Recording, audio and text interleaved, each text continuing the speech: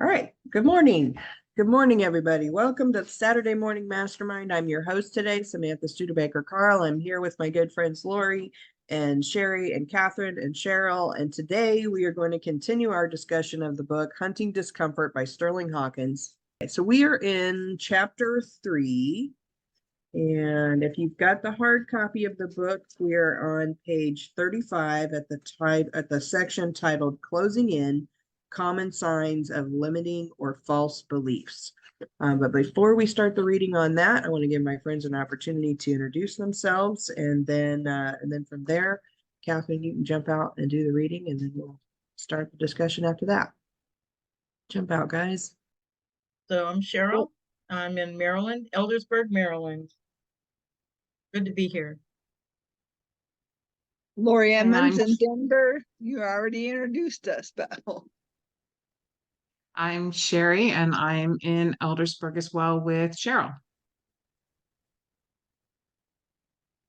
Good morning. This is Catherine Clement. All right. So in the Kindle, I'm starting on page 47. Closing in: Common Signs of Limiting or False Beliefs. It's really important to understand we're not seeing reality, said neuroscientist and research professor at Dartmouth College, Patrick Kavanaugh, talking about his 2019 experiment tracing where conscious perception diverges from physical sensation. We're seeing a story that's being created for us. Once you're willing to question that story, congratulate yourself. That's a huge first step. You can't locate, challenge, or change your beliefs if you're not willing to listen to your discontent to find them. It's like the steady ping of a tracking signal leading you deeper and deeper into uncharted territory. But you will have to employ a few other stalking skills if you want to pinpoint the beliefs that are keeping you from living in an expanded reality. Think of it like being a seasoned tracker who can identify the paw prints of a particular target from the many that are crisscrossing on the jungle floor, and then follow them directly to where the prey is hiding. The following are the most common signs that you may have a hidden, faulty, or limited belief. Said differently, when your truth isn't the truth. Such beliefs are usually illuminated by some form of cognitive dissonance, or the state of having inconsistent beliefs, often unconscious until we find them. When your feelings don't match your words. Now that you're listening for your discomfort, why not try to listen to the words coming out of your mouth, especially the ones that come out automatically? For instance, when someone asks you how you are and you respond with, "I'm fine," but you're feeling devastated inside, or when you say "no problem" to a request, but it is a problem. Whenever you notice a disconnect between what you're telling the outside world and how you really feel inside, you're closing in on a faulty or limiting belief. To hunt it is to start being honest about how you're doing and feeling. I'm not advocating for inappropriate emotional outbursts, but telling the truth about where you're at least with yourself, is the first step out of denial. When you have a negative mood, mood is a bit different from feelings. What I'm talking about here is your overall vibe. Does it tend to be more negative or positive? Most of us believe that circumstances dictate our mood. For example, if you have a vacation coming up, you might be happy. If your vacation is canceled because you have to work overtime, you might be a little sour. Dr. Fernando Flores from the University of California at Berkeley writes in his book, Conversations for Action and Collected Essays, the unproductive interpretation of moods leads people to focus on the past, to try to blame their bad moods on some recent event. Rather, he continues, we can interpret moods in terms of assessments that people have about the future. A negative mood, then, might showcase your unwillingness to see the future through a different and equally valid lens. Start with paying attention to your negative mood. Can you start to see what predictions about your future reality you're telling yourself for why you feel this way? Exploring your narrative behind the negative mood is an excellent place to identify a limiting or faulty belief about the world around you and your place in it.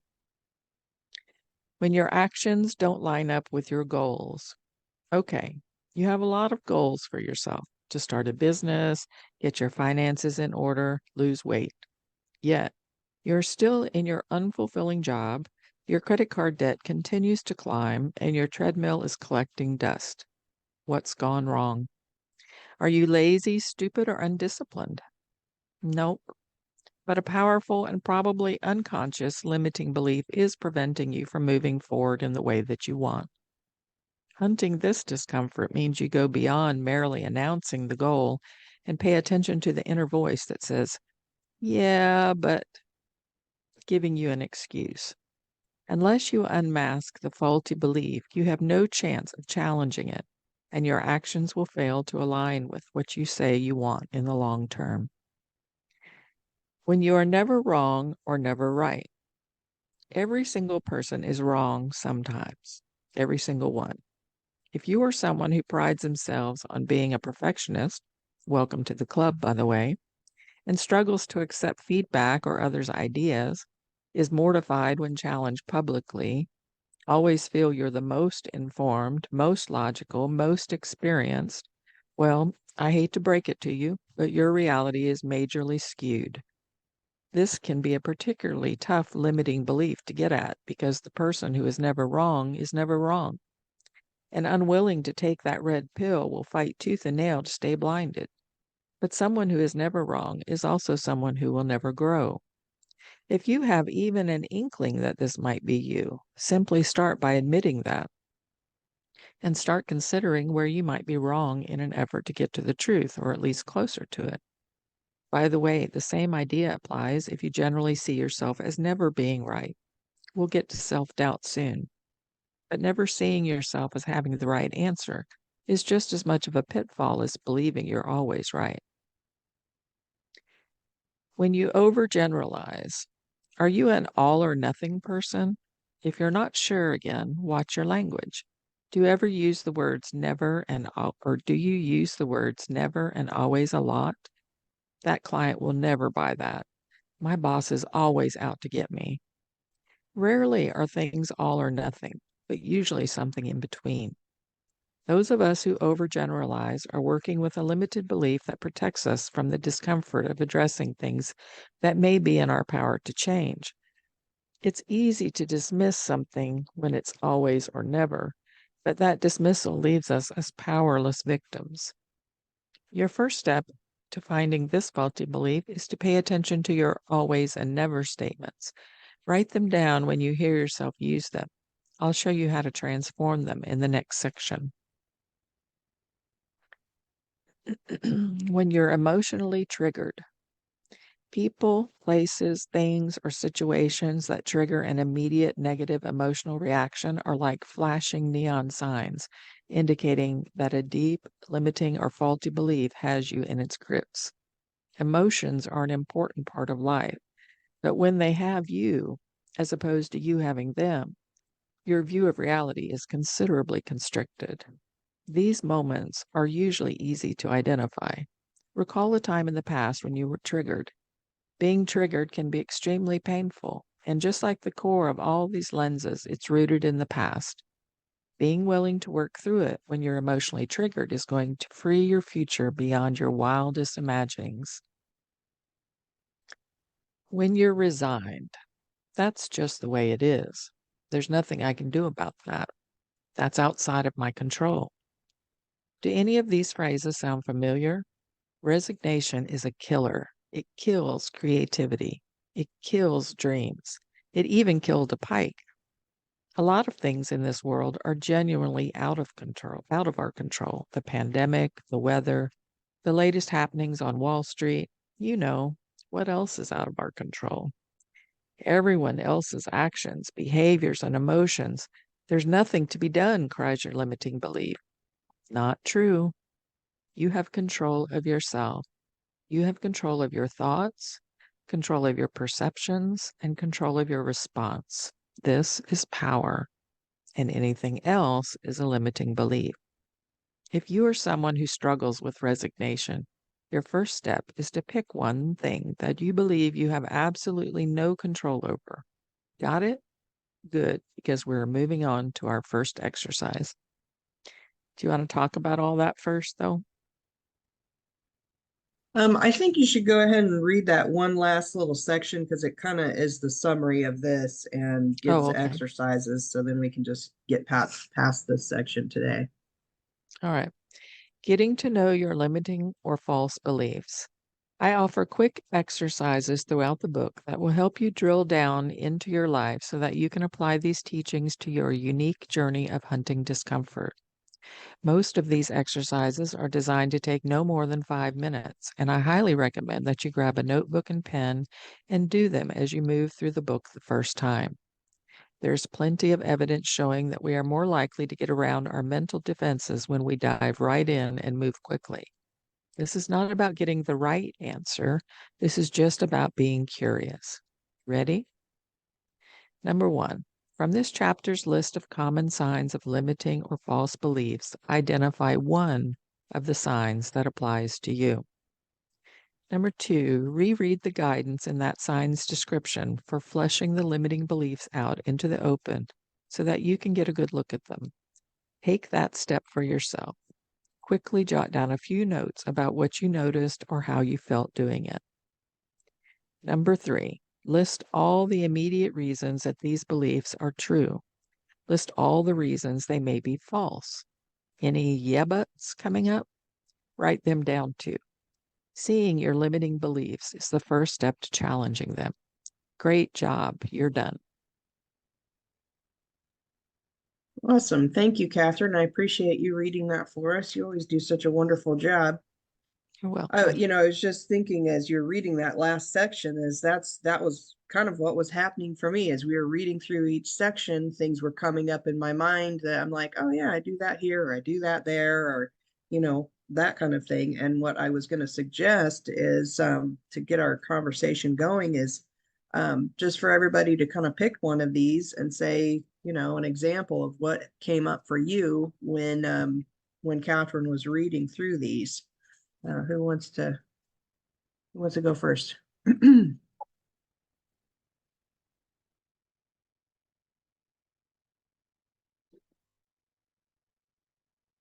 Nothing like putting us on the spot. You need me to start? Okay. All right. Well, I can kind of skip through. There's a number of them that come up for me, but I skip to the one where when your actions don't line up with your goals, like right now, I'm trying to get my diet in line and get more exercise and whatnot. And yet at the same time, I find myself eating stuff I shouldn't eat and not exercising like I should. If I turn off my background image, you'll see I have an exercise bike behind me now, and it's collecting dust, like he was saying about the treadmill, and but I find it funny that this happens over and over and over again in my life, and I never thought about it in terms of like a limiting belief getting in my way. And so I think I'm going to dig into that a little bit and be like, okay, try and notice what statements come up in my mind when I'm thinking, hey, okay, I'm trying to make my dinner, what's coming up in my mind as far as, the foods that I'm putting together or snack time or whatever, or when I'm thinking, oh, okay, it's time for me to get on the exercise bike or do my yoga or whatever it is, what's getting in my way? Because that's a big question. I think that I'm always asking myself, I'm like, why is it that I'm struggling with this? And because I ultimately, I want to be healthy and I want to have more energy and I don't want to be as heavy as I am. Those are things that come up for me all the time. And I've been struggling with them for years. So if it's a limiting belief that's causing the issue, then I'm eager to dig into that and find out what it is and overcome it. So that's the first one that popped up for me. What about you guys? I'm wondering if that really is, I don't know how I would classify that as a limiting belief. It's my reality, sitting in this chair all the time or sitting somewhere doesn't allow for much exercise. And I get up and do what I can. I have a bar in my room with a yoga ball that I can bounce, and I go out on the deck and stand up at the rail, and just getting through life, going pee however many dozen times a day I have to is exercise. And I try and eat right. And the whole idea, I say all the time, we shouldn't should ourselves. I should do this, I should do that. Who says? I don't know what defines and designs that. Good morning, Jane.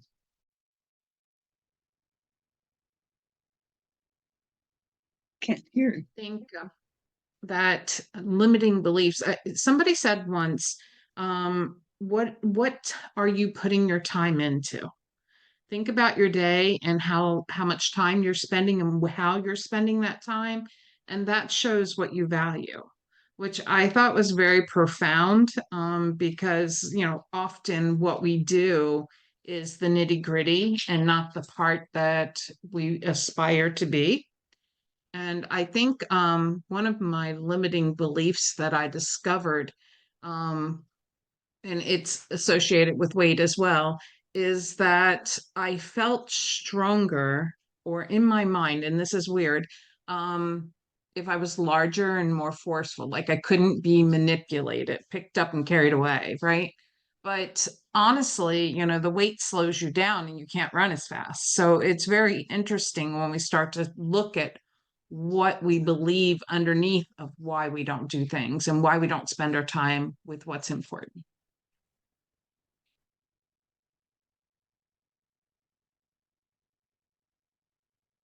Yeah, Well, thanks for sharing that. That is a deep insight. Yeah, I like that you discovered that. Go ahead, Catherine. well, I was just going to say what's important is just so subjective, and um, what society tells us should be important is completely different than what a lot of us, you know, feel is important, I think. But there was a meme that came around a while back with a pretty lengthy kind of a story with it, and it was a mom holding a kid on the beach looking out towards the water, and her legs were all hairy. She was unkept, but she was like having fun with her kid at the beach, and it was so good. I wish I could find it again, because it you've got, especially these days, you got the moms that take their kid to the pool, but the only reason they take the kid to the pool is to do selfies and have a Facebook story about them taking their kid to the pool, and they might play with the kid like 1 minute in the pool or something, like after they get done taking all the selfies. And it's we're being misled into, or I feel that our younger generations are being misled into what's important and what's not important. And unfortunately, I feel like God threw me off the back of a horse to teach me what's important. It's like, here, like you're gonna figure it out now. And I think that having these limiting beliefs, I hadn't thought of it as limiting beliefs either. These things here that he's talking about. Um, I mean, I can see where, especially like with weight, if you've gone up and down in weight a lot, it feels kind of a hopeless situation. Like it's just one more this or one more that. Is that really going to make a difference? But then if that happens every day, it makes a huge difference. And but I think when you, like for me, because of the different medicines and stuff, I can put on weight without changing anything that I'm doing. And so it's super frustrating. And you feel like, well, you know, it doesn't matter anyway, because the medicine's just going to put the weight on me anyway. So I might as well eat this cookie. I mean, that's what I think. So, I'm glad that he's pointing this out and we can drill down into some of these limiting beliefs if that's what they are. Kenji and I had a discussion outside of this, and he was kind of disagreeing with some of what our author has to say. And I told him, I hope I'm not throwing him under the bus here, but I told him, don't be afraid to disagree with the author on our show, because we always disagree with authors. We're here to learn, but we've also already learned a lot, so we have to use our wisdom in there as well. Yeah, who says the author is God or the answer? And authors come from a very different perspective sometimes. I really like the idea of, coming up with the common signs of limiting false beliefs and actually how he's directing to go within and, what was noticed and how did you feel? I think a lot of times, I know for myself, I'm very reactionary. Not always a good thing, but I'm trying to work on it. and to stop and take that breath, that moment to, like, where did this come from? And is it true or is it false? I think those are just very important questions to ask oneself when like I get mad at myself because I've forgotten something or whatever. So I think that's so you're right. There are just some things we agree with and some things we don't, but for the most part, I think it's very directionary, and I appreciate it. Anyway, that's my 10 cents. Just for verbiage, I often say to myself, like when I can't remember a word or I can't find something, to think that it'll come later when it's supposed to. And like when I lost a ring once, and I ran around the house like a chicken with my head cut off trying to find it. And eventually I was like, well, it just went on vacation. It'll come back to me. And I found it later. So it was just really interesting when we change the way we look at what happens, how we don't get upset, and we can control that. Otherwise, it becomes part of the always and never thing. I never remember and I always forget. And it was probably the best phrase I heard. It didn't change the situation, but to use that in relationships, that you always do this and you never do that, is such a defeating thing. Well, trying not to use them didn't save my marriages, but it helped with the emotional part of it.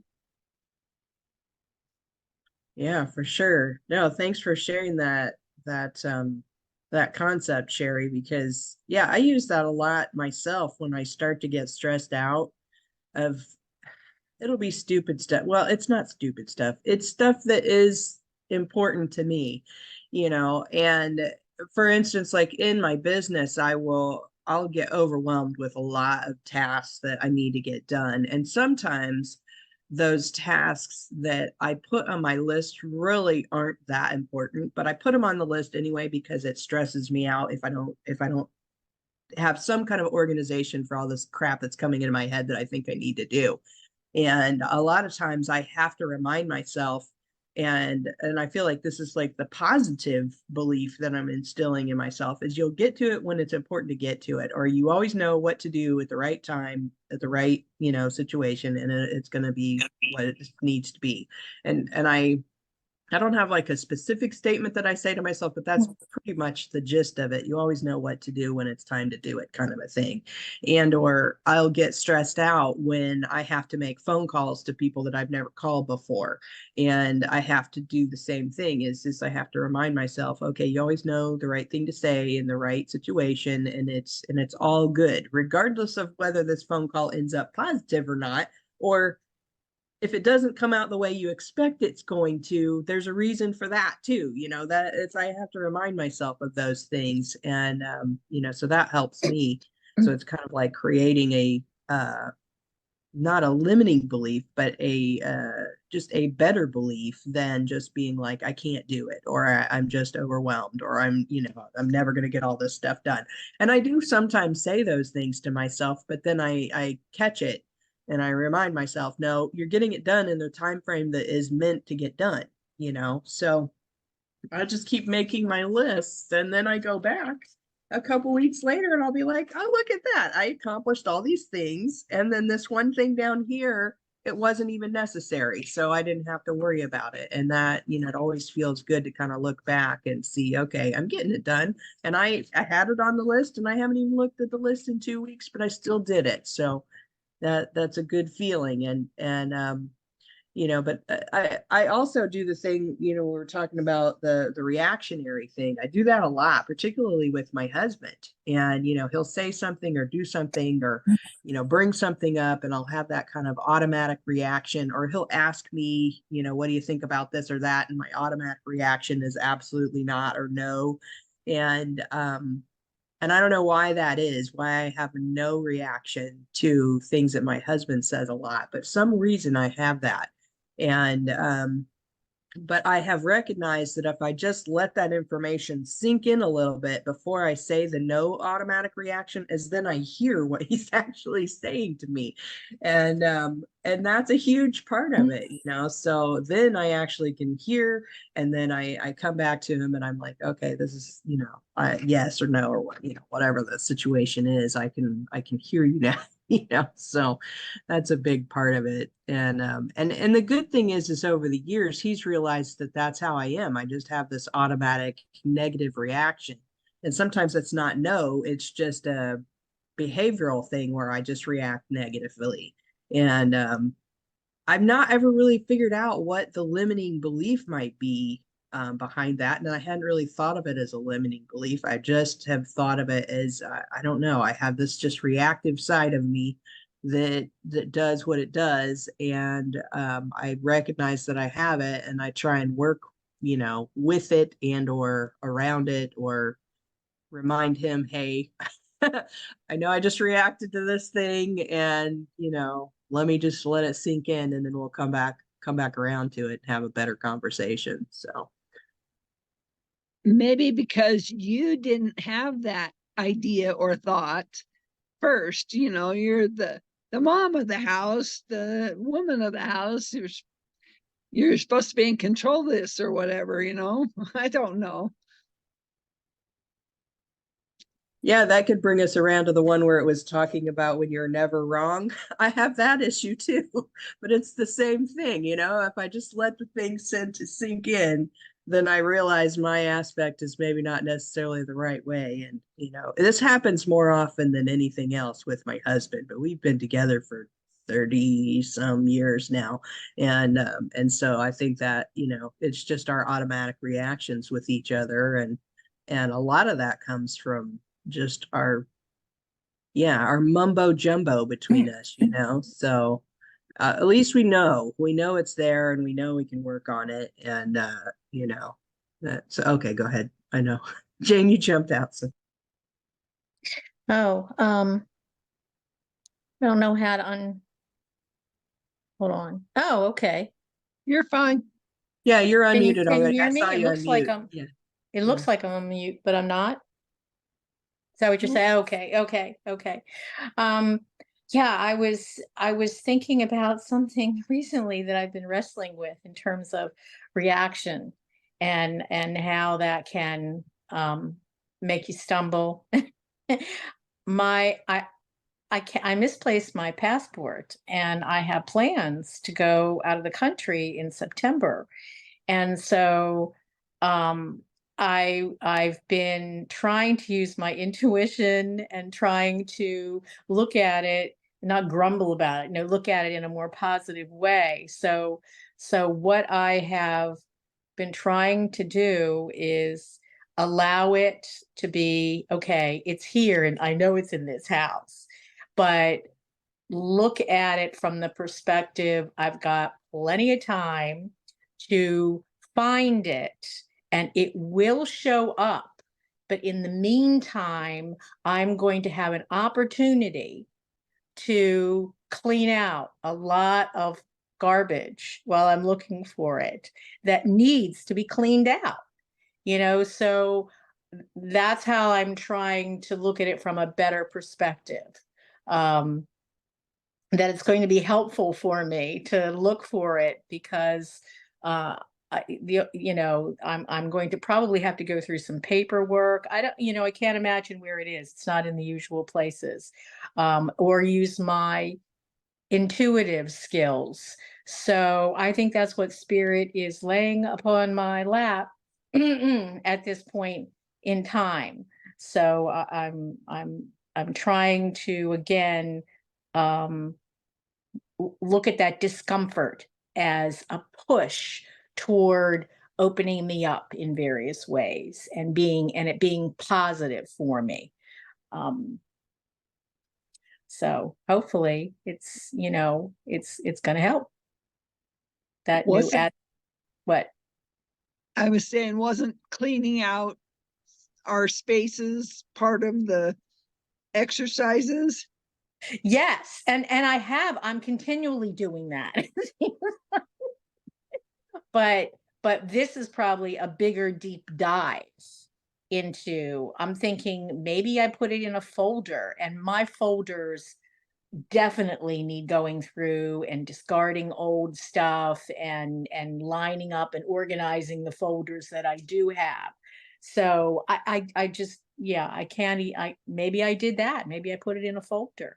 So I don't know. I mean, there is, one other thing I can do. I can send out for another passport, but I'm going to work with this first.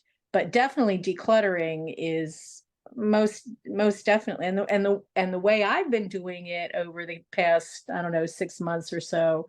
Maybe it's slow, but every time I get rid of something, I feel good.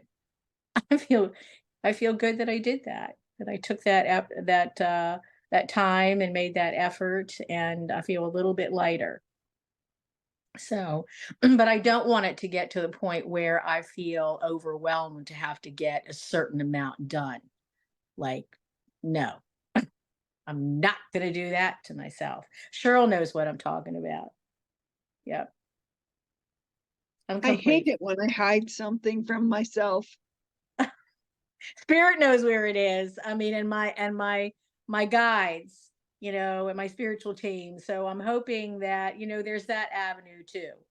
So, I was just going to ask you, do you use a pendulum? Because you can just take a sheet of paper and draw the rooms in your house, and the pendulum will tell you which room it is. Then you can take that room and break that into sections, and the pendulum will tell you which section of the room that's in. That's how I find stuff. Plus, I have wow. divining rods too. So Spirit does know. You said it. Let them Yeah. show you where it's at. Yeah. Cheryl gave me a pendulum. I still have it, Cheryl, and I know exactly where that is. So I don't know. So maybe that will So help that me was a find. great recommendation that Catherine gave. And Yes, so you know thank you, what? Go ahead and do that. But I sent you a text. Something jumped into my mind. So I sent you a text. Just take a look at that and see if that's a possibility or not. Okay.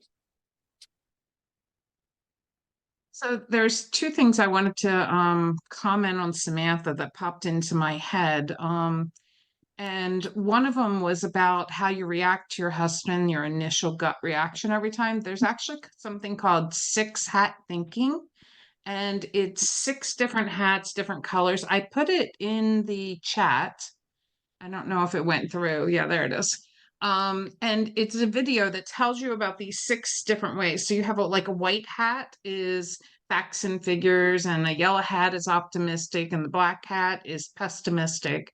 And, the blue hat is sort of organizational. And it's actually a technique they use in boardrooms to get people to think different ways than our gut reaction. And I think that if your husband could tell you what color hat he wants you to put on before he tells you, it would actually be a pretty cool experiment for you to think about it differently than you initially would. And the other thing that popped into my head is you were talking about your list and going back to your list. And this is advice that my boss gave me that I thought was amazing. If you're in the workforce and you make these lists of all the things you have to do, just cross them off with a little line. Don't scratch them out and throw it away, because that list actually can document why you should get a raise and what you've been doing week after week. And I had to go back and fill out this, it was like 30 pages of how many different people I interact with external to my company and internal to my company. And I could never have done that if I didn't have all those lists. Huh, I never thought about that, of holding on to that. I know I should be like tracking my time, that's something my aunt, she asked me if I've been tracking my time a while back, and I'm like, well, no, because it's so intermittent, I'll sit down and I'll work for 20 minutes, and then I'll go do something in the house, and then I'll come back and I'll work for an hour and a half. It's just so tracking that would be a time-consuming thing in and of itself, but I never thought about just keeping all of my lists. That's an interesting concept. I'll have to start a folder for that or a file cabinet. It's a good idea.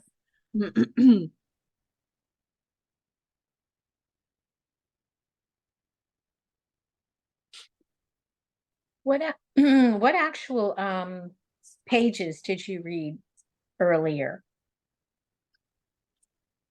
Okay, let me look here. So in the hard copy, we started on page 35 at the section titled Closing In, Common Signs of Limiting Beliefs or False Beliefs.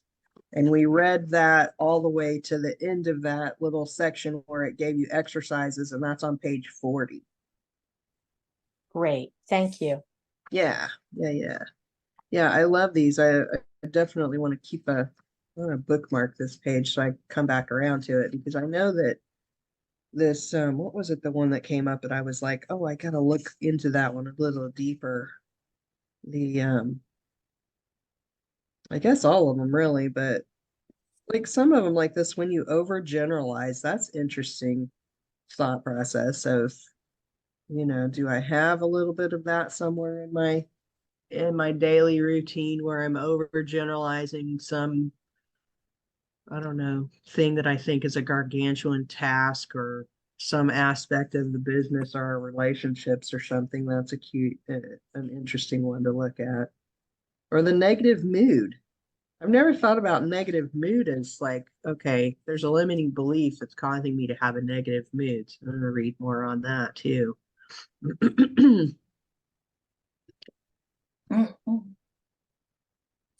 I think it would be hard to not have that type of response that, yay, I'm going on vacation, or being very sad if it got canceled. And I try my best to not let outside forces that I'm really not in control of dictate my mood. I mean, it's easy to let the weather dictate your mood. Oh, it's rainy. I'm so mad. I was going to go do this, or I was going to have a picnic. There's not a thing you can do about the weather. And it's pretty much the same way with other people's thinking and thoughts. My problem is the thinking and thoughts that go on in my monkey mind. I know that everyone has thoughts in their head about different situations, about whatever you're going through.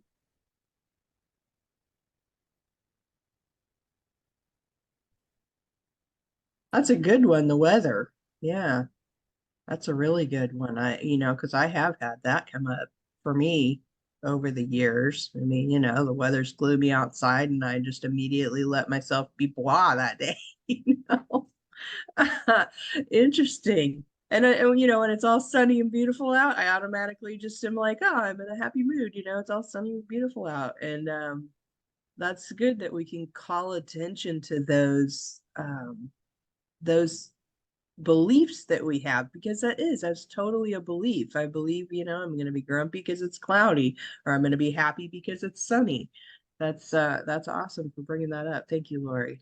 Or I'm going to be grumpy because somebody cut me off on the road, or Yeah, a good thousand one. other things that you can't control those either.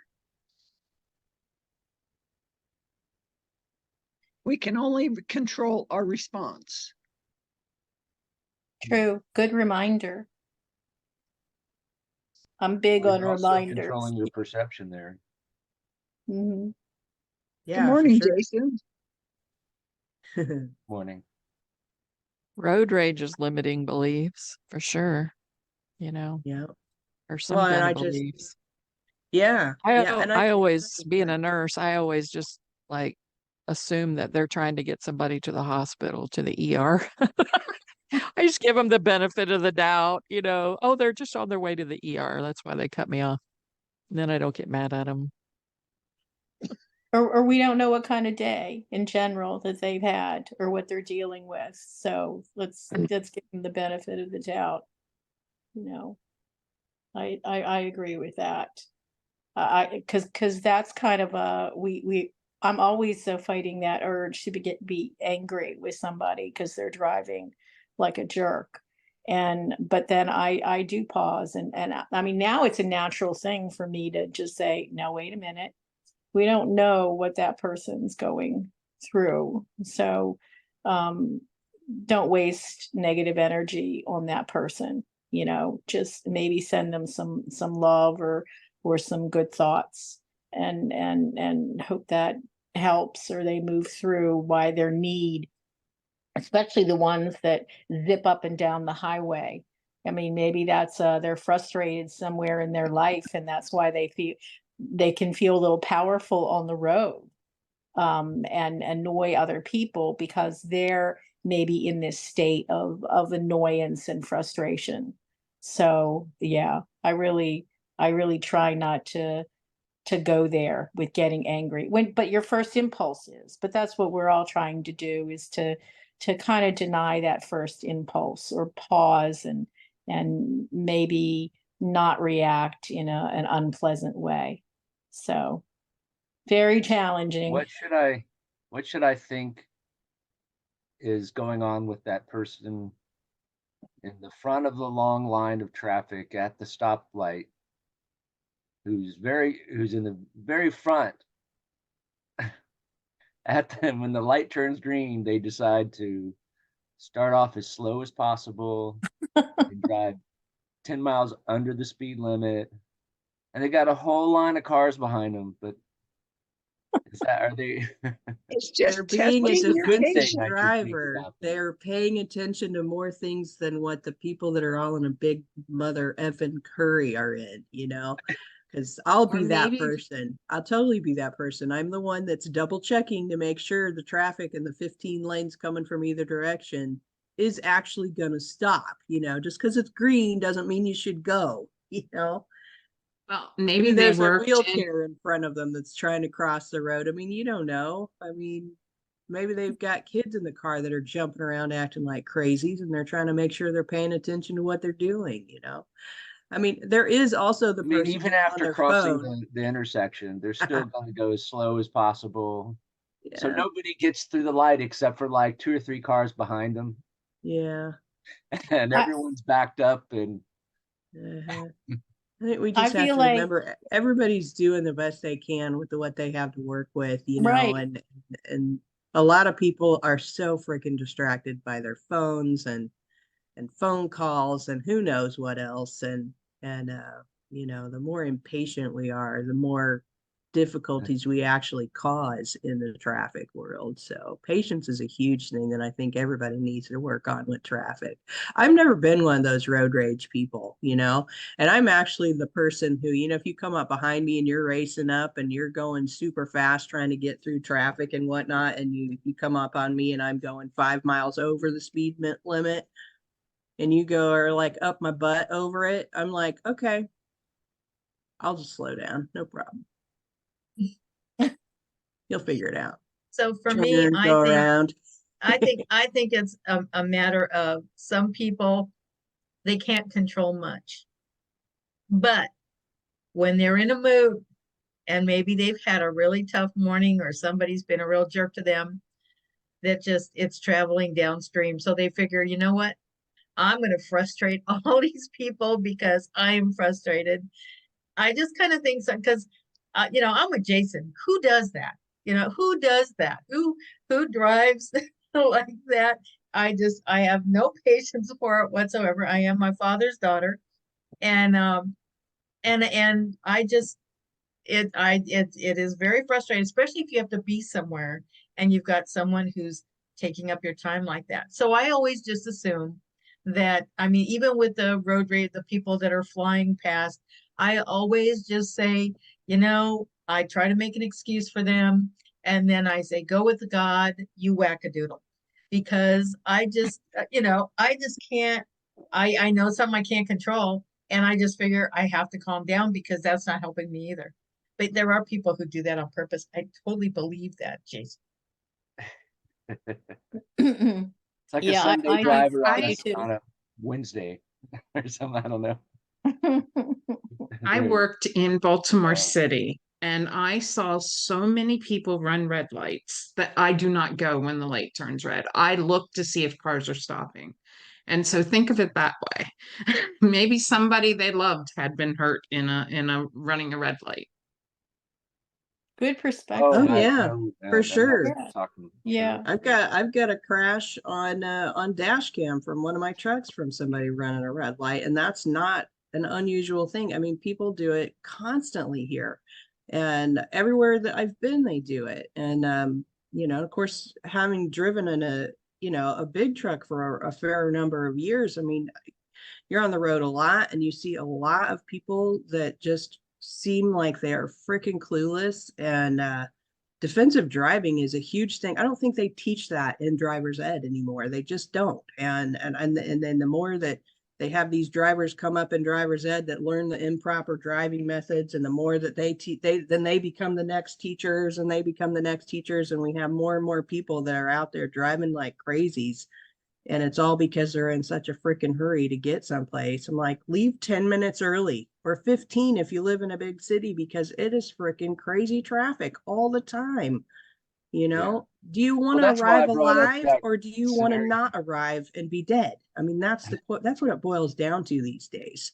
I mean, sure, we have safe cars to some extent, but you know, you are risking your life driving like that. I mean, you know, I'm not you personally, but in general, you know, I've seen a lot of accidents out there because people are in such a big hurry, and it's scary. It is scary, you know. I've seen, So yeah. Well, that's why I brought up that scenario, because it's the opposite of going fast. It's people going too slow. And it's Mhm.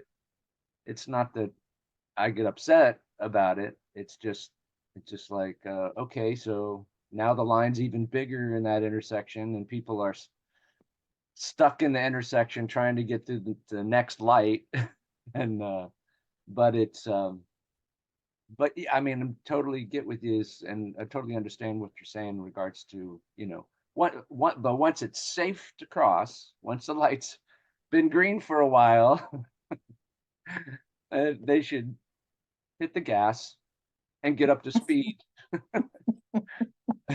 and In yeah, Colorado, but it's and that so be hard. person is courteous probably to on all the their other phone, and people that that's why they're not going, you know.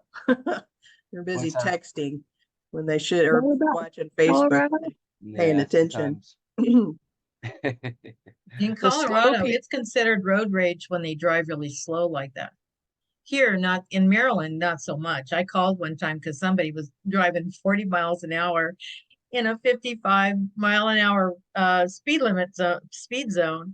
And the cop was incredulous that I actually called and said, "You're calling me because he's going too slow?" I was like, well, that's a part of road rage just as much as going too fast is. So anyway. It's only road rage And- for the people behind them. And maybe their car only goes that fast. It needed some mechanical help or something. Then they put their hazards on. The slow people and the So we can squirrels. know that. I always You have drive the speed squirrels that, limit, that's all I'm saying. right? Yeah, there you Well, go. it's- They probably have like a herd of Canadian geese trying to cross in front of them, you know.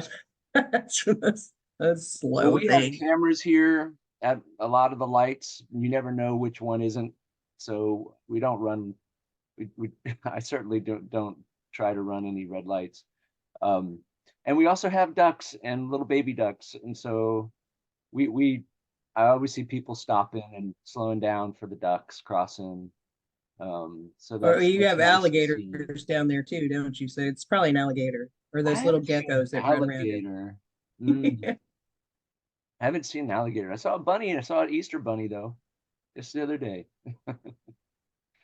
But what is a limiting belief that can just zap your enthusiasm? I don't know. I mean, I woke up, just seemed like every time I woke up throughout the night, it was some sort of just, I want to say doubt, but just like lack of enthusiasm as well. And it's just funny how it can kind of jump from one feeling. It's more like a mood, but can jump as though it's trying, it like can take your brain, take your mind and your thoughts to from one thing to the next, like maybe different reasons why it's gonna fail, or it's not gonna work out, or it's not something you really want to do, or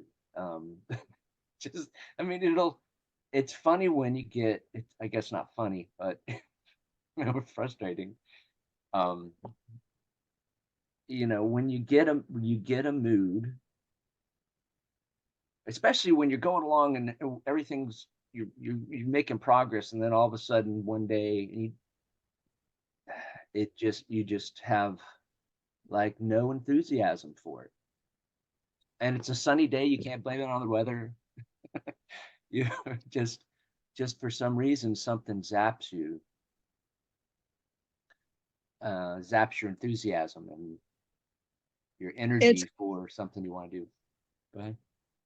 It's quite challenging to be my age and be retired and not working and have these physical limitations that you cannot change, and you've spent 30 years doing what you can to think, and to change it. And the performance anxiety of what I grew up with, because like you said, I'm my father's daughter, and I was really thinking about that yesterday when I was sitting out on the deck, feeling like I'm not being purposeful or have any kind of direction or goal or plan. And it's okay. It was okay for me to spend some time there, soaking up some sunshine. It's springtime, and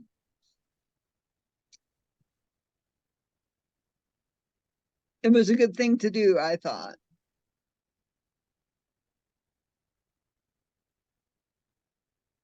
For sure. I was thinking, Jason, when you said that, you said it, you woke up and you just blah, I mean, you didn't use those words exactly, but, I will say from this perspective of a woman, this happens a lot and it's hormonal. This is a normal thing for women to experience. Now, but the thing is that what men don't realize is they've got hormones too. They're not the same kind. I mean, they are, but they're not, you know, the same levels and whatnot. But the thing is that our food affects our hormone levels. And I have noticed a lot of times that I will wake up the next day after eating a crappy diet the day before. You know, if I had a lot of sugar, or a lot of simple carbs, or, you know, or drank something that wasn't really great. You know, I don't drink alcohol anymore, but I used to. And I always woke up feeling like crap the next day, and not just physically, it was mental as well. But another thing, and I know Catherine would agree with me on this too, and I'm sure multiple of you would, is that, you know, sometimes we can, because of our ability that we pick up on other people's energy, is there could be an energy in the area, if you will, you know, maybe there's something going on that we just aren't even aware of in our neighbors. Maybe they're having a big fight or something, and that's, you know, a big energetic thing, and we don't realize how we can be affected by other people's negative energy too, you know, particularly when you're sitting there going, why do I feel this way? I don't even have any thoughts in my head at the moment that are making me feel this way. So I don't always think that our moods are necessarily because of limiting beliefs. Now, I know there's a lot of books that would tell you that, you know, it's your thoughts that create these feelings, and a lot of times it is our thoughts, which would be, you know, like limiting beliefs. But I think that we are much greater energetic beings than that, and we pick up on energies outside of ourselves. And you know, and I think there are waves of positive energy that blow through, and there's waves of negative energy that blow through. And you know, I didn't used to realize that until, you know, until you guys, we started having these conversations, and I'm like, I'm not alone in this, you know. And you know, I used to think it was just hormonal, because I would have things that, you know, would come up. I'd have these feelings that come up, and I'm glad I at least recognized that, because the knowledge of thinking there's something wrong with me versus, okay, I ate something, I drank something, you know, I have a hormone that's fluctuating, you know, just that thought that, okay, it's something other than my own internal thoughts that could be causing this blah feeling, or this just, you know, lethargic, negative, unpleasant, unmotivated, all of that, you know, it at least can help and be like, okay, it'll pass, you know, this feeling's going to pass. You know, depression is a huge thing, and I think that's why so much of our culture is medicated on antidepressants, is because we don't recognize that depression can be caused by things other than our thoughts. And you know, and they can be caused by thoughts for people who don't even realize that too. So, Or surrounding circumstances. Or what did you say? I'm sorry, Lori. I said, or surrounding circumstances. Right. No, I totally agree with Samantha concerning, you know, it can be various elements that are adding to our discomfort, and it's good to have an awareness of that. And definitely during the pandemic, you know, didn't we all, or at least I did, I'll speak for myself, feel that sense of fear in the air. The energy was very fearful, and I live alone, so I definitely, there were times where I was fighting, you know, sinking into that isolation, and sinking into a depression. And my friends helped me pull me out of it.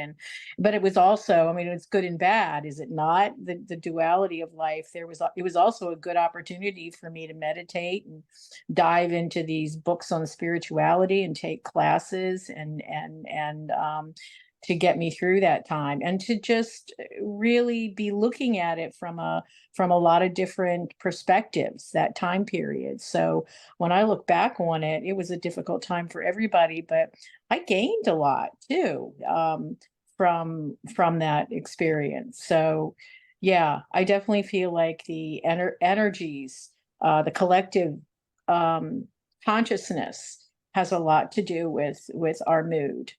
and and the weather here in Baltimore, it's raining, and so we have that going on today.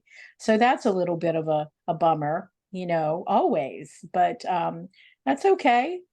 So put your swimsuit on and go run in the rain. Well, what a great thank you, Lori. I'll think about it. It's a little cold out there. If it was warmer, maybe so. But always welcome your suggestions. So anyway, yeah, there's a lot to living this physical life, and thank God I feel like I'm looking at it from a lot of different perspectives with the help of groups like this, and my book club group, who Sherry and Cheryl are part of too. So I love getting those other perspectives and knowing that we're just more than our physical body. There's so much more going on, and we can understand more by dwelling on those kind of thoughts and those kind of discussions.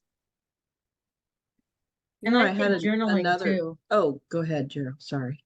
I was going to say, I think journaling too, to kind of keep track of what happened the day before, or, food, or that kind of thing, or just kind of where are your thoughts going, and checking in with what you're thinking. And I mean, for myself, journaling and trying to think about was it a memory? Was it something that came to my mind that was a sad time, or just, or just sometimes what's going on in life in the moment, it can just sap your energy, something seriously, to where you just don't feel like doing anything. You don't even feel like thinking.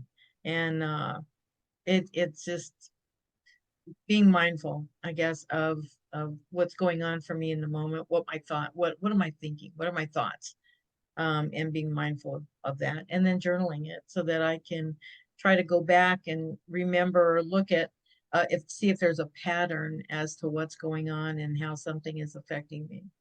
So just a thought. It's a great thought. I had another thing that just came up when everybody was talking that I was reminded of. And, I've woke up sometimes where I've had dreams and I can't remember the dreams, but I can feel the essence of the dream as it, and it affects my mood in the morning. And a lot of times, if I kind of think about that, is I can be like, oh, okay, well, yesterday or last week or whatever, such and such happened. And somehow or another, that feels connected to whatever I was dreaming about last night, the essence of it. And that's affecting my mood, particularly if I'm under a lot of stress, as I will have dreams that are stressful. They're like stress dreams. And even though I won't necessarily remember them, I will feel that energetic feeling from the dream when I wake up in the morning. And that will be, kind of a set the stage for my day, if you will. But then there's other times where I just, literally just wake up and feel depressed all the way around. And, I have to remind myself a lot that even though when I'm feeling it in the moment, I'm feeling just overwhelmed by that blah feeling. If I can take a pause and be like, hey, okay, whatever this feeling is, it's going to pass. And and if I'm not feeding it with my negative thought processes, then it will dissipate over, maybe 24 hours, 36 hours. It just depends on the day, or if I do something about it. That's the other thing I got to remember. I can do something about it. And for me, it's listening to meditative audios that I have. And I know for other people that, have suggested, turn on your favorite dancing music and get some energy flowing, or do some exercise, or, any kind of thing to get your blood flowing and your energy level up in some other way. And that can help ease that depression feeling, and or help push it on down the road, if you will. But I know it's also hard to sometimes do that when you are feeling that way. And sometimes I just have to tell myself, okay, it'll pass. I just need to stop adding to it by trying to figure out what it is that I'm doing to myself to cause myself to feel that way. It's just letting go of it. And then sometimes you just gotta like lay in it and be like blah, until it does pass, and just try not to feed it. That's a huge part right there for me, is trying not to feed that depression and make it worse than what it is, because I'll spiral down into the negative thoughts and all the things I haven't accomplished, or all the things I'm not doing that I should, right? And then that just feeds that depression. So Yeah, and that's the thing, is those moods actually, that's when I notice these limiting beliefs. I like don't really notice them, don't pay any attention to them when on a regular basis. But when you get in the mood, in that sort of a mood, that's when I'm thinking, oh, it's not going to be good enough, or it's it's not perfect, or my actions aren't aligned with the goals, or that I'm shooting for. So, but it's funny because that mood brings it out even more, and I don't want to spend much time in that mood, but then that's the time that I'm recognizing I don't have a whole lot of limiting beliefs, but they're there, and that's when I recognize them, and they're pronounced at that point. So it's like, oh, now on top of the mood, I have to do some work. Well, maybe that's the good part of it. Go dance in the rain for a little bit, like you said, Lori. Yeah, I think maybe even just always keep in mind that the self-care, like what are good self-care modalities for you? If you're someone that likes a massage to make you feel better, or exercise, or go walking. For me, part of it is taking a walk in nature, and that being close to nature really seems to shoot my mood up. I feel that presence, that feeling of oneness when I'm in nature. So yeah, we all have our own little, and that's part of investigating what really does it for you, what really helps you. I'm totally down with that. Like I said, I raise my hand. I'm like, I can do that. And the winter time really is trying for me, being kind of stuck inside since I don't drive, and my scooters don't have snow plows attached to the front. A 4-wheel drive. I appreciate the lightness of that statement. That's really good, Lori. Do you like plants? Could you putter around with taking care of plants? Do you have animals? I love plants, and I have some plants in here, but I have trimmers, and to water them requires my roommate to do that, and I don't want to. Okay. Because I used to have at least 40 plants in my environment wherever Oh I am. my. Oh, okay. You just I can't do did. it anymore. Okay. And saying I can't do that has never been allowed. It's not being raised by my father and mother, sort of. Don't tell me you can't. Can't never did anything. And I'm grateful for that now, because as part of why I can keep things light and give a different perspective on situations. And I'm grateful for those. But when I was a kid, it felt like such a challenging thing. What do you mean I can't say I can't carry your 50-pound toolbox? you know, trying to help dad, but now I've gotten distracted. Mhm. Yeah, that, that it's got to be hard knowing that you really don't like to say I can't, but you found that you have to be easy with yourself with the limitations as far as physically. But just remember, Lori, you don't have other other limitations, You have unlimited potential with your heart, your mind, your meditation practices, your intellect, your gifts to be part of this group. You're so much more than, your My physicality. diagnosis and my label, whatever you can slap this or that Right, label on me or anybody else.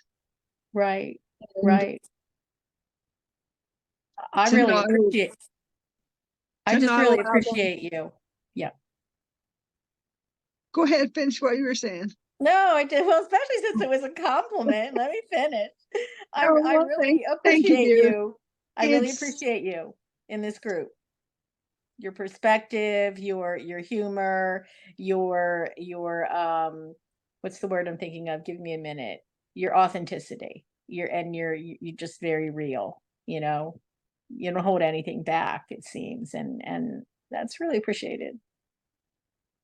Oh, I do hold things back. Trust me, I could be sobbing and crying all the time, but that's not going to help me. It's not going to change the situation.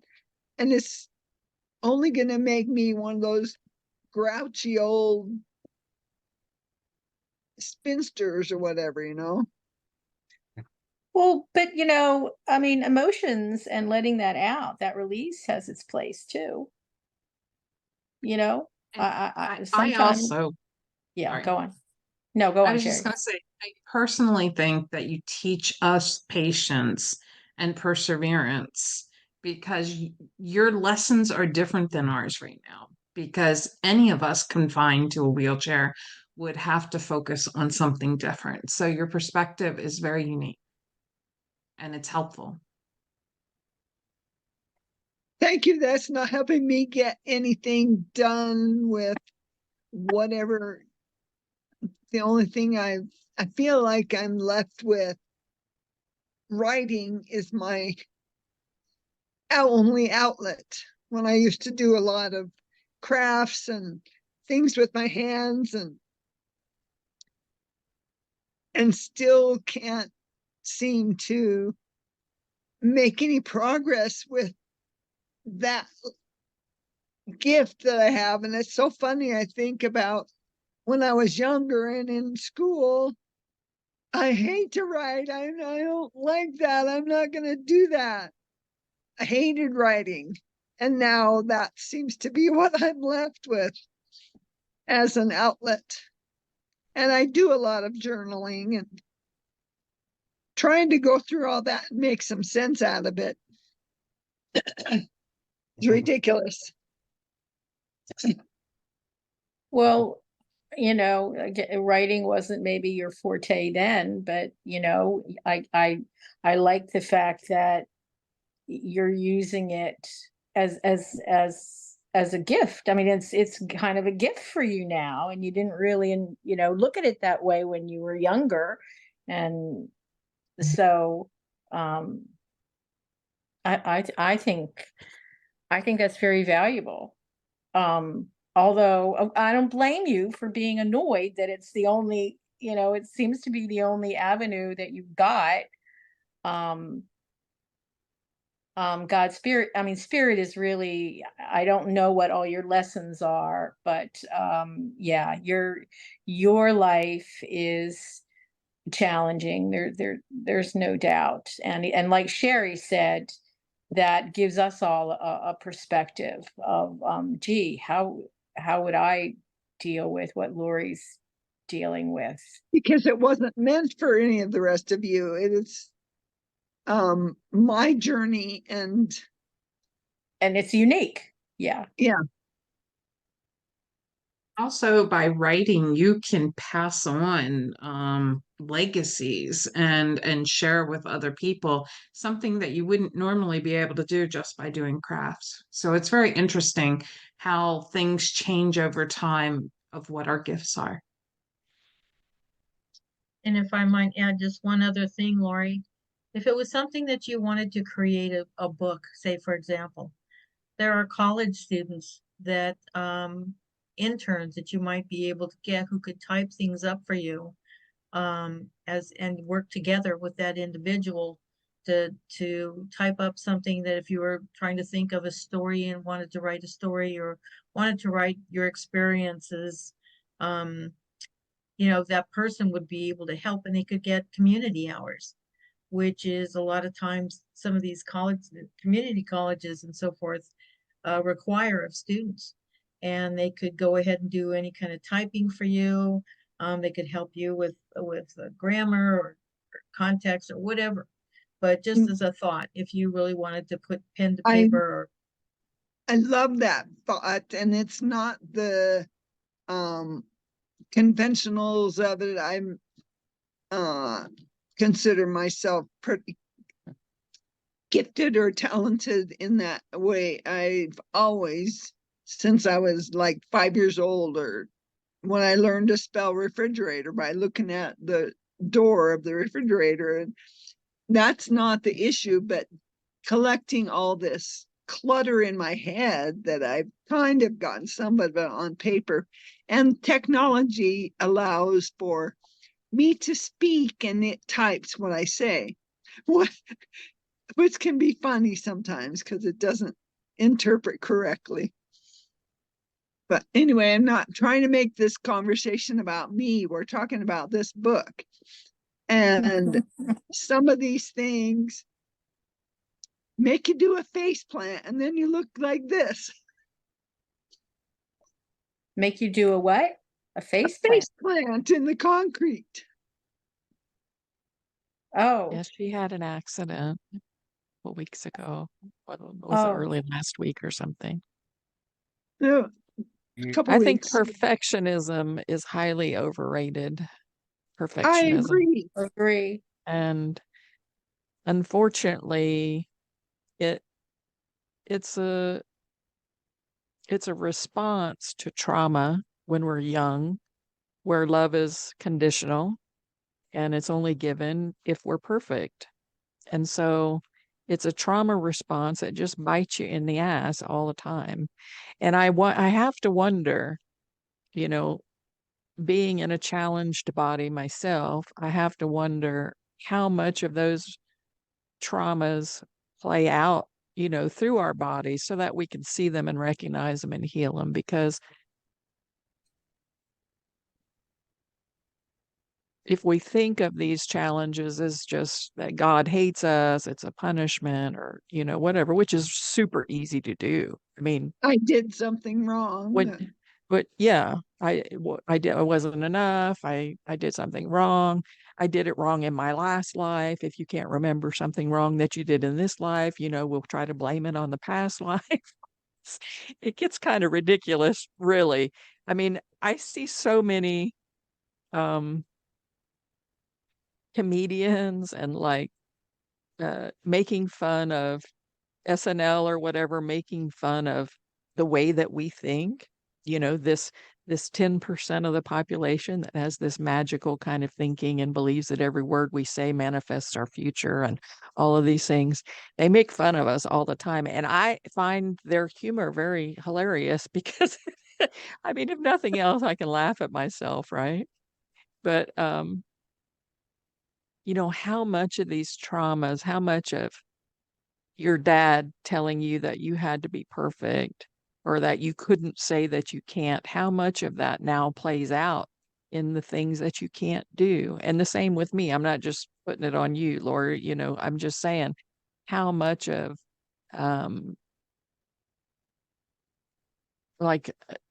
I forget what that guy's name was. Remember those 12 childhood trauma things that I brought to the group some time ago? We weren't actually reading his book, but I was in a intensive with him. Anyway, like when you go back and you look at those early traumas, they just um, set our lives, until we get into groups like this and we start reading these kind of books and we really start looking at, hey, could that really be why I'm like the way I am? And I don't know, like so far, recognizing that has not healed me. I'm just here to tell you. I've Thank recognized you. all that shit and I am still in this body that's on fire. Okay. But it at least distracts my mind a little bit while I think about it. And maybe I'll come up with an aha that eventually lightens this load. I don't know. But maybe it's not meant to lighten the load on me. Maybe it's just meant to lighten the load for others, which is why the writing is important, which is why coming on here and talking about this shit is important. We don't know why we're given these things. We don't know the impact that we have on other people. And Lori, I know you have a book already published, as do I. And I think our books are very important. And I want both of us to write more of them. And Yeah, I was going to ask you if you were still working on your firehouse. I am. I'm still working on several, actually. And it's challenging because I give my time to other people and I don't leave enough time to focus on what I want to focus on. But those, especially for somebody like us, that it's a challenge to find purpose when you're housebound or wheelchair bound, or when anytime you have these kind of limiting things. It's we have to grasp onto what we can do. And we can write, honey, both of us. We can write. And our words can change. Even though, like, I wrote a children's book, I've had more adults buy my book than children. Obviously, I mean, they have to pay for them, but what I'm saying is, like, I've had more comments from adults reading my book. The kids, maybe they get it, maybe they don't, but the adults get it. Like, The kids so, enjoy the illustrations. right. But it's really a book written for the adults, and it is written for the adults, actually. But I do really want to teach kids these concepts, these mindset concepts, and these feeding into your depression concepts, and these not everything that you think is true concepts. And I feel like we've got to get them earlier. We got to Yes, get these because lessons to them. the early programming up till maybe 7 years old, that you are never in control of who your parents are, or where you were born, or the other circumstances. And those are the things that form us. And whether you believe it was dictated by your soul's plan, and really getting in touch with that inner child, that's deep down soul. How do you go inside and look at that when you were infantile, and how much it impacts your future behavior throughout your life? And Absolutely. Now, let me get this straight. You both have books out there. Are they available on Amazon? mine Okay. is in the process of being edited and republished, and trying to get through all the algorithms that you got to have to self-publish, that I did on Amazon, and it was out there. And I'm marketing it as it's basically an ABC book with a different spin on it. And promoting it as a coffee table book where it was illustrated by my former students. And I've just got to get the finishing of it so I can republish it. I took it down for imperfections. There Oh, were okay. errors. So it's not available right now. Not Okay. right now. It was, and I took it down. And Catherine, I have her book. Not Now, Cricket. I think Not- that's available. Not now, Cricket? Yep. Is it just one book that you have out there, Catherine? Yes, just Okay. one so far. I have several others in progress, and my fire safety book is hopefully that's going to be accepted by like the National Fire Association or something, and hopefully I can get that into schools. I've had 3 houses catch on fire, so I'm really big on fire safety. I walk in, I can tell you where the fire extinguisher and the fire exit is. But the other That's books are about mindset, and Not Now Cricket is a mindset book. So, Okay. Okay. and mine is called Unique and Wonderful when I get it back out there. I I love have that title. Nice title. Thanks. I have a collection of goofy poetry out there called Unchained Voice, but I'm not even working on that or promoting it. It's just a collection of poetry I had gathered from my creative writing class. And so that's what you taught, right? Creative writing when No, you're a teacher. Oh, I okay. was- It's a class you took. Okay. yeah, it was a class I took. Mhm. Trying to figure out what I want to be if and when I grow up. I like that. Very good, Lori. Yep. I'm glad you're still Thank you. exploring. Look, we're all still exploring who we are and what gifts, latent gifts we might have.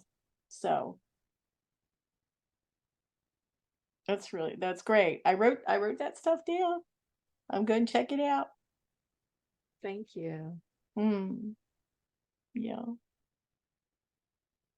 That reminds me of something I was just told recently about having a creative outlet. That if you are the type of person who's a creative, that if you don't currently have a creative project that you're working on, that can actually stifle the rest of your other areas of your life anyway. I agree with Absolutely. that. I've always had something that I'm, now it's reduced to arranging silk flowers to change my decor. And, it's really been changed and limited, Mhm. but it's all good. Yeah. Yeah. No, I feel like gardening is part of my outlet, which that's why I'm so happy it's spring. But I do I'm that not too. okay. Up in the Mine is a senior center, potted garden now. potted garden, good. Yeah, but the senior center, I know I've always wanted to try watercolors, so that's something I'm thinking about. But I agree that even if it's a very simple endeavor, creative endeavor, then and like don't let fear like that's where I stop and think, well, I'm not that creative. Well, yes, I am. I just maybe haven't explored where I might be more creative, like something like watercolor. Um, So yeah, don't. Then the judgment comes in, or the acceptance of what are other people going to think? Are they going to like it? And all that monkey mind. Well, I know I can hit override on that and say I'm just doing it for me. I don't need accolades or anybody saying that's really good. If I'm No, I don't need or want that. I don't seek it. In fact, Right. I've always tried to shy away from that. I don't want the attention on me. Little different You- with writing though, because you sort of have to have someone else read it to, kind of enjoy having it there. I mean, I think it's a little bit easier if, like, say you like to paint and you just paint things just because you enjoy it and you can just enjoy Mhm. looking at it. Whereas if you, as a writer, then you sort of have to read it and get into it yourself, or you have to have someone else read it, and then you're sort of, in order to enjoy how good it is or isn't, you sort of have to have someone else's perspective, I would think. Exactly. Yep, that's true. And it's scary. Talk about hunting discomfort. Publishing my own book was definitely Mhm. hunting discomfort. Like I was scared shitless to put my thoughts out there. And, when I first started blogging back in 2015, that was a scary time too. Anytime you're exposing yourself. And I actually learned a lot from writing my own book. Not just like how to write and all the technical stuff, but I mean, when I look at the book now, I see all the dysfunction inside of the book. I'm like, oh, maybe I shouldn't have written that. But Don't ever think that. No. well, but it showed me the Maybe the like, areas you need to work on. well, like with Cricket keeps trying to make his mom happy so that she'll love him, So it showed me those early patterns in my life that came out in a book, So I learned a lot. Nobody else had to read my book for it to be purposeful because it taught me so much, I guess is what I'm trying to say. But it's Yeah. super scary when you write a book or you put something out there of your own, even your artwork. Lori, we have a lot of similarities because things keep getting taken away from me. I love doing stained glass Yeah. and I couldn't do stained glass anymore. And then I loved doing digital art and I couldn't do digital art anymore because the medication makes my eyes double vision. So I can't see to do, like, things keep getting taken away. And it gets, it's frustrating as hell, just like, come on, God. That's the But same way with MS, things keep right, getting taken away.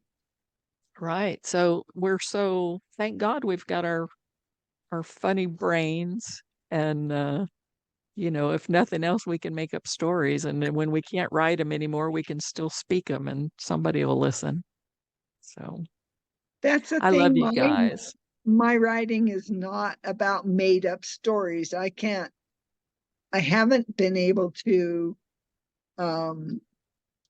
create a thing. And one friend told me, you're just a one-hit wonder. Part of me is like, I'll show you. I'm not a one-hit wonder. I I love don't those know. people that tell me I can't do something because I will really do it then. Yeah. I love those people. That's how I And got through we're college. really over the hour. Are we still recording, Samantha? Oh yeah, we're still recording. We haven't wrapped up for today. So yeah, we're well past the hour. Should we wrap up? Can I offer one thing that'll sort of wrap Yeah, it of together? course. It was very interesting to me. They were talking about how people change their mind, and people do not change their mind by giving them facts. Like, here's proof that you were wrong.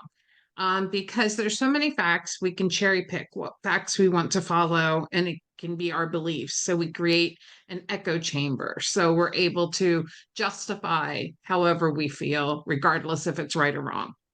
But it's very interesting. There was an author that said the way that you change people's minds is that you need to open it up so they can admit that they may have been wrong. He said when he would do publications, he would publish a paper and stand up in front of the group and say, this is in my paper, I said XYZ, and people would argue with him about it, and he would get upset and feel like they were personally attacking him. But then he changed his verbiage, and what he would say is, in the paper, the author said, and then he would say XYZ, and it was the author, him, at that point in time, what he believed. It may not be what he believed now. And so I thought of Catherine when she talks about, the book showing and having all these flaws in it, but it actually is perfect for that point in time for your life. And so it's very interesting. The way that we can change people's mind is to provide them with the space to sort of see it differently just by the way we change our words. Yeah, that is a great reminder, Sherry. And I learned that a while back of, whenever you're trying to communicate with someone and try and get a point across to them that they might feel contradictory toward, is to use a third party example. And you'll see this a lot with public speakers, is they will tell stories. And that's why they tell the stories, is that they tell the story about this third party where this situation happened and this is how they handled it. And for whatever weird reason, it's a non-confrontational way, if you will, of allowing ourselves to see something from a different perspective and or the other person. And so I try a lot to, when I present my thought of advice to someone else, is even if I'm not saying it as a third party, as I will say, I had this experience and this thing happened with me, and I was able to overcome it in this way. And and even that, just saying, this is an experience I had versus saying, here's what you should do, because I think that we as a people have this automatic mechanism within ourselves that doesn't want to be told what to do. And I think that's probably because, we were told what to do for 20 years, almost 20 years of our lives, that, for our parents telling us what to do, so we have that automatic reactive mechanism that says, no, I'm not going to do that. I'm not going to change my thought. I'm not going to whatever. But yet at the same time, I can look back in my life and think, when my dad told me a story of so-and-so doing such and such, and this is how they overcome it, I was more open to that. And, and so I try and be that way when I'm offering advice to folks, is just share a third party or at least a story of something that I had happen in my past versus saying, here's what you should do, so we're just more open to it and we don't feel accused like we're doing it wrong, or we don't feel like we are being confronted with what we're doing wrong, or and I think that has a lot to do with it too. Judged or criticized. Yeah, judged or criticized for our own thought processes and whatnot. So I think that's a great reminder for everybody, is when we're trying to share advice or suggestions, as to share it an example of, versus a here's what you should do kind of a thing. So I love that. I am going to go ahead and wrap this up for today, because it is we're almost 2 hours into this thing this time. This is awesome. I love that we have these conversations, and for those of you who are watching, if you want to be involved in this, we'd love to have you. You can just jump over to our Facebook group, which is Mindset Mastery Collective. Just search for that on Facebook and you'll find us, and you can message any of us, and we'll hook you up with our private Facebook Messenger chat where we share the link, and that you can get into our Zoom recording. But if you like this video, click like, share it, make sure you subscribe to our channel so you can get notified when we upload new videos. And I'm going to just say, have a great, awesome, amazing week and for those of you who are participating, you know, just because I end this recording doesn't mean we have to stop talking. We don't have to jump right off if you don't want to. So, okay. Have a great, awesome, amazing week, guys, and we'll see you next time on the Saturday Morning Mastermind. Bye for now. Absolutely. Take care. Bye, Bye, everybody. thank you.